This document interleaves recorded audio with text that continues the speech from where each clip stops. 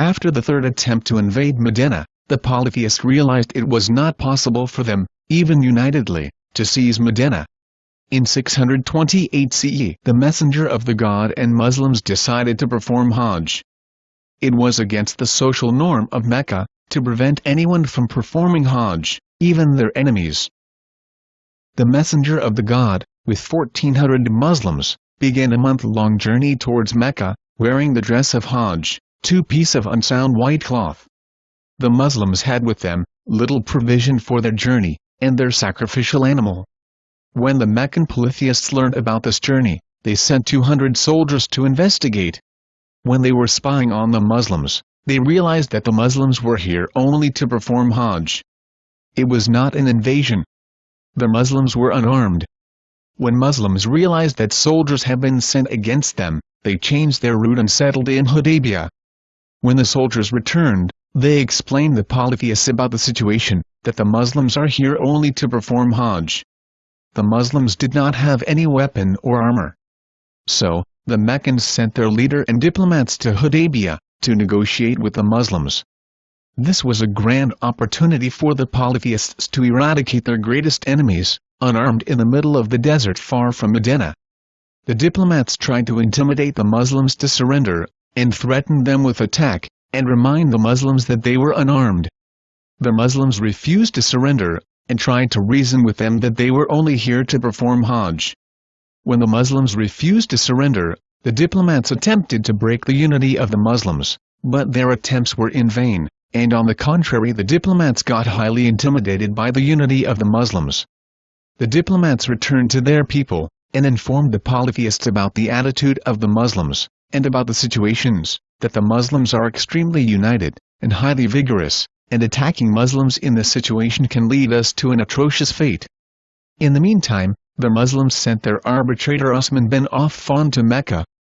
Usman bin Affan proposed the polytheists to allow the Muslims to perform Hajj, but the polytheists rejected his proposal, and said that they would only allow Usman bin Affan to perform the Hajj, as he was already in Mecca, but Usman bin Affan refused to perform Hajj without his Muslim brothers.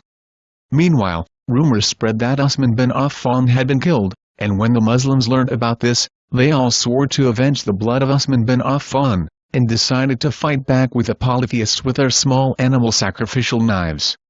This is known as the Bayat al-Ridwan. The Muslims believed that the attack on one Muslim is attack on all Muslims. After Bayat al-Ridwan, Usman bin Affan returned, and the rumors were proven false.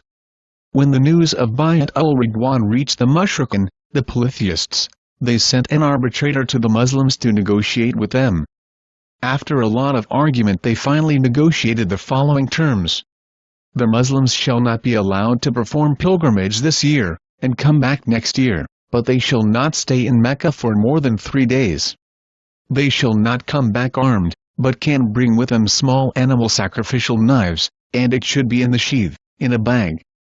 War activities between the Muslims and the Meccan polytheists shall be suspended for 10 years, during which both parties will live in full security and neither will raise sword against the other.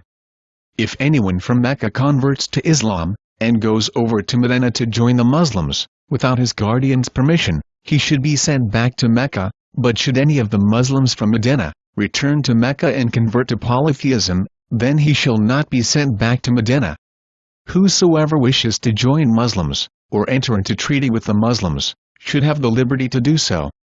And likewise, whosoever wishes to join Meccan polytheists, or enter into treaty with them, should be allowed to do so. This treaty is known as the Treaty of Hudaibiyah. After the treaty was signed, the Muslims returned back to Medina without performing the pilgrimage to Kaaba. After the Treaty of Hudaibiyah, the Muslims got a glorious opportunity to broadly preach Islam. Therefore, masses entered into Islam from the whole of Arabia, including Mecca. People who entered Islam, after the Treaty of Hudaibiyah from Mecca, were prevented from taking asylum in Medina. The Muslims of Medina were also helpless against the Hudaibiyah treaty. So, the helpless new Muslims from Mecca took refuge in Saif al-Bahr, and they were considered fugitives by the polytheists of Mecca. These helpless Muslims were living a life without any provision in the harsh mountains and deserts of Arabia. They had left their properties in Mecca, which were now seized by the polytheists of Mecca. With time, the number of the fugitives Muslims increased, and the polytheists started to hunt these fugitive Muslims. Helplessly to survive, the fugitive Muslims of the mountains retaliated against the polytheists of Mecca.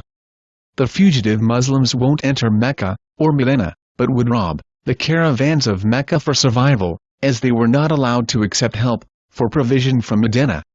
After a while, these fugitives became unbearable for the polytheists of Mecca, because Mecca was a business state, and robbing their business caravans was causing great losses in their business.